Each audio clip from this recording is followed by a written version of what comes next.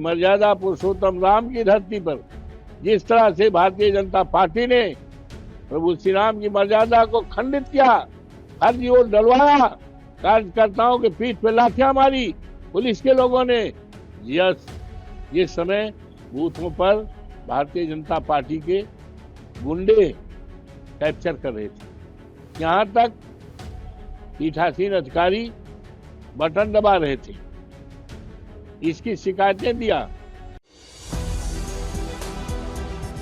मिल्कीपुर उपचुनाव के नतीजों को लेकर अवधेश प्रसाद हुए आग बबूला, बीजेपी और प्रशासन पर जमकर बोला हमला। तो बीजेपी ने मिल्कीपुर उपचुनाव में जो खेला किया उसमें वो कामयाब होते दिख रही है। समाजवादी पार्टी ने जिस तरह से चुनाव की तारीख से ही जो आरोप लगाए और जो अंदेशा जताया कि मिल्कीपुर उपचुनाव में कुछ इस तरह से खेला हो सकता है, मतदान के दिन वही सब देखने को मिला। पुलिस वाले सपाइयों को गाली दे रहे थे, धमका रहे थे, बाहर से भाजपाई मिल्कीपुर आकर वोट डाल रहे थे, एक एक बीजेपी समर्थक कई बार वोट डाल रहा था। प्रशासनिक अधिकारी से लेकर पोलिंग बूथ पर मौजूद अधिकारी बीजेपी के इशारे पर काम कर रहे थे, जिसकी ऑडियो रिकॉर्डिंग भी सामने आई। तो कुछ इस तरह से मिल्कीपुर में निष्पक्ष चुनाव हुआ। अब जब आज नतीजे सामने आ रहे हैं तो बीजेपी मिल्कीपुर जीतती दिख रही है, जिस पर सपा सांसद अवधेश प्रसाद ने बड़ा हमला बोला है। अवधेश प्रसाद ने कहा कि भाजपा ने मिल्कीपुर उपचुनाव में बेईमानी का रिकॉर्ड तोड़ दिया है। सपा ने कई बार चुनाव आयोग के सामने अपनी बात रखी। चुनाव में सपा की सारी शिकायतें साफ दिखाई दे रही थी। अवधेश प्रसाद ने आरोप लगाया कि भाजपा के गुंडे बूथ कैप्चर कर रहे थे, लेकिन चुनाव आयोग ने सपा की शिकायतों पर कोई कार्रवाई नहीं की। उन्होंने कहा कि इसके बावजूद भाजपा हारेगी, सपा के उम्मीदवार अजित प्रसाद ही जीतेंगे। तो कुछ इस तरह से सपा सांसद अवधेश प्रसाद ने मिल्कीपुर के नतीजों पर अपना गुस्सा जाहिर किया। क्या कुछ कहा है अवधेश प्रसाद ने, वो भी आप सुनिए। विधानसभा उपचुनाव मिल्कीपुर जो मर्यादा पुरुषोत्तम राम की नगरी में आता है, मिल्कीपुर विधानसभा क्षेत्र, आज मतगणना शुरू है। मुझे शिवतुल्य मतदाताओं पर, प्रभु श्री राम की कृपा पर, हनुमान जी की कृपा पर, माँ सरजू माई की कृपा पर और हमारे नेता माननीय अखिलेश यादव जी की कृपा पर यकीन और विश्वास के साथ मैं कह सकता हूं और कह रहा हूं कि भारतीय जनता पार्टी ने यूं तो बेईमानी का पूरा रिकॉर्ड तोड़ दिया गया। विश्व में जो गिनीज बुक में नाम दर्ज किया है बेईमानी में, और इसके बारे में हमने बहुत पहले कई बार, यहाँ तक 4 फरवरी को चुनाव आयोग भारत सरकार, चुनाव आयोग उत्तर प्रदेश और जो हमारे यहाँ पर चुनाव में ऑब्जर्वर आए थे 2, उनके सामने पूरी बात रख दिया था।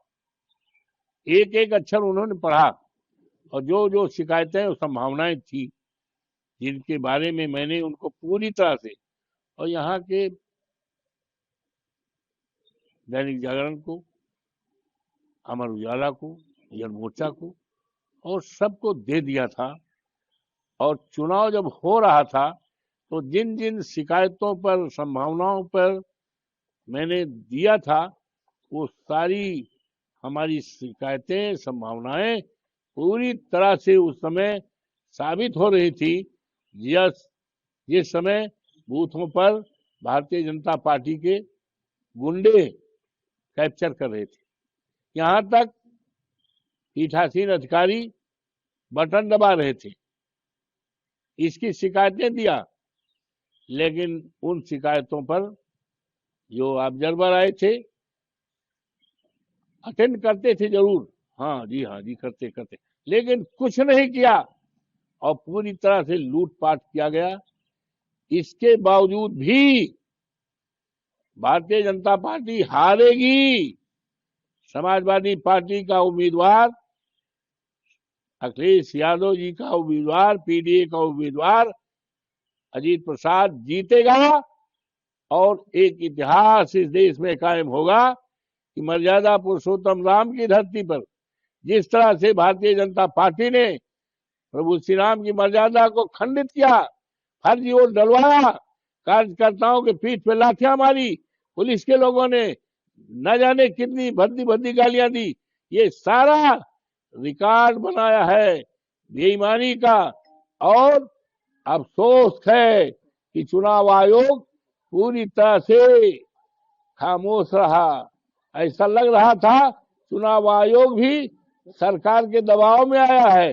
जिस तरह से यहाँ के अधिकारी चुनाव में दबाव में आकर योगी जी ने जो कहा था चुनाव जिताने का, समाजवादी पार्टी को हराने का, वही काम किया। लेकिन इसके बावजूद भी आज मतगणना हो रही है, समाजवादी पार्टी जीतेगी, भारतीय जनता पार्टी हारेगी और देश दुनिया में एक इतिहास बनेगा और भारतीय जनता पार्टी के सफाया की शुरुआत मिल्कीपुर से होगी।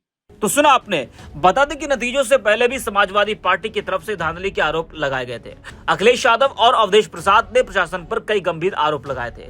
अवधेश प्रसाद ने दावा किया था कि उनके एक कार्यकर्ता को पुलिस ने लाठियों से पीटा, उसके नाखून भी उखाड़ दिए। इतना ही नहीं, उनके एनकाउंटर की भी कोशिश की गई थी। अवधेश प्रसाद ने कहा था कि ये लाठी कार्यकर्ता पर नहीं बल्कि संविधान और भगवान राम की मर्यादा पर पड़ी है।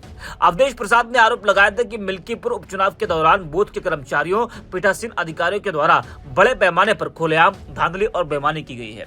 उन्होंने कहा था कि हमारे एक कर्मठ कार्यकर्ता मंसूर खान, जो ग्राम प्रधान भी है, उनको बुरी तरह से पीटा गया, 20 लाठियां मारी गई, नाखून भी उखाड़ दिए गए, एनकाउंटर की भी कोशिश की गई।